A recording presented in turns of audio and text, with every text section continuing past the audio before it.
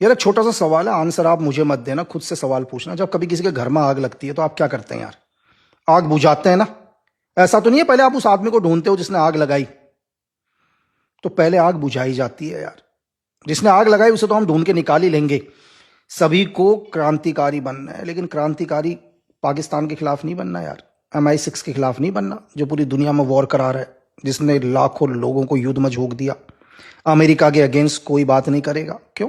क्योंकि आप लोगों को ग्रीन कार्ड चाहिए, अपने बच्चों को अमेरिका भेजना है, बोलना है अमेरिका तो बहुत अच्छा देश है यार, अमेरिका को देखो। आपको सिर्फ अपने ही देश के अंदर क्रांति करनी है यार। आज पूरी दुनिया में वॉर चल रहा है।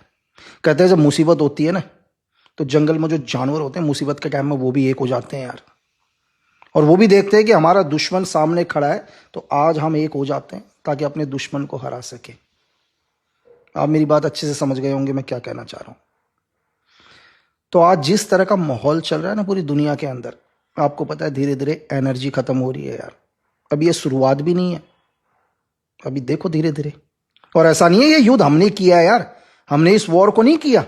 इस वॉर को करने वाले कौन है आप सबको पता है यार। इस वॉर को कौन कर रहा है पूरी दुनिया के अंदर? NATO, America, Britain, France.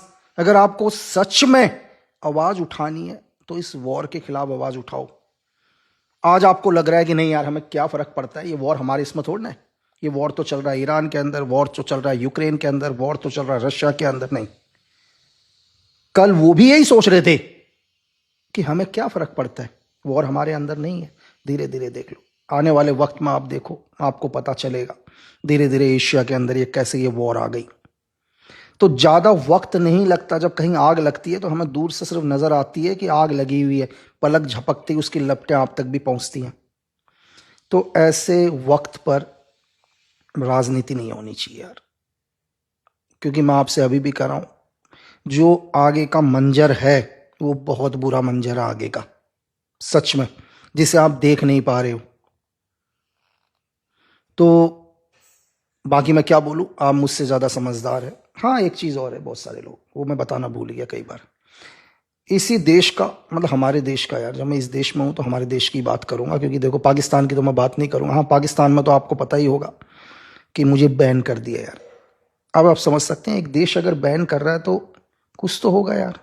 उन्हें बात समझ में आ गई, उनके लीडर्स को, मतलब पाकिस्तान के आशिम मुनीर को समझ में आ गई, वहां की पूरी ISPR को समझ में आ गई, ISI को समझ में आ गई कि इसकी बातें हमारे देश के लिए ठीक नहीं है। उन्हें समझ में आ गया जो हजारों किलोमीटर दूर बैठे हुए हैं यार। तो मेरे भाई आप सब दोस्त हो मेरे यार, मैं अभी भी आपसे कह रहा हूं कि ये सही वक्त नहीं है राजनीति करने का। बहुत सारे लोग हैं जो देश के अंदर प्रोपोगंडा फैला रहे हैं, और वो आपको कहते हैं कि हमारी आजादी खत्म हो चुकी है। एक पल के लिए आंखें बंद करो, खुद से पूछो क्या सच में आपकी आजादी बंद हो चुकी है यार? आजादी मतलब क्या है आजादी यार? ये आजादी है कि आप विदेशी फंडिंग को अपने देश में मंगाओ, देश के अंदर हजारों युवाओं को प्रोपोगंडा के तहत जमीन में उतारो, उनके हाथ में पत्थर दो, हमारी फौज के ऊपर पत्थर मरवाओ। क्या ये आजादी है यार? या इस देश की संपत्ति को आग लगा दो, क्या ये आजादी है? या हमारे देश के अंदर, इसी देश में सरे आम लोगों को गोलियां मार दो, लोगों के घरों को आग लगा दो, क्या ये आजादी है? तो फिर कौन सी आजादी खत्म हो गई है यार? तो मैं अभी आपसे ये कह रहा हूं कि ऐसे लोगों से हमेशा बचकर रहो। पता है क्यों? क्योंकि ये भस्मासुर है यार, ये किसी के नहीं है।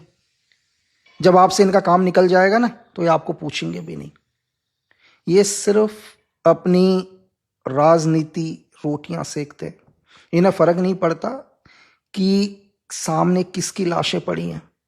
इन्हें सिर्फ क्या करना है, दुनिया के पावरफुल देशों को खुश रखना है, ताकि इनके बड़े बड़े आका हमेशा खुश रहें।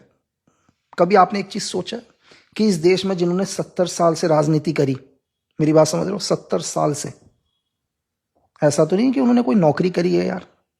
उनके परिवार में ध्यान से देखना आप, जैसे आप, मैं, आपके पिताजी, मेरे पिताजी, हमारे ग्रैंडफादर, हम सब लोगों ने काम किया, तब भी हमारे बैंक बिल्कुल खाली है। हम लोगों के पास उतना ही पैसा होता है जिससे हम अपना परिवार चला सकते हैं यार। मुझे नहीं लगता इससे ज्यादा पैसा किसी के पास होगा। लेकिन 70 साल से इनके पूरी फैमिली में किसी ने नौकरी नहीं करी।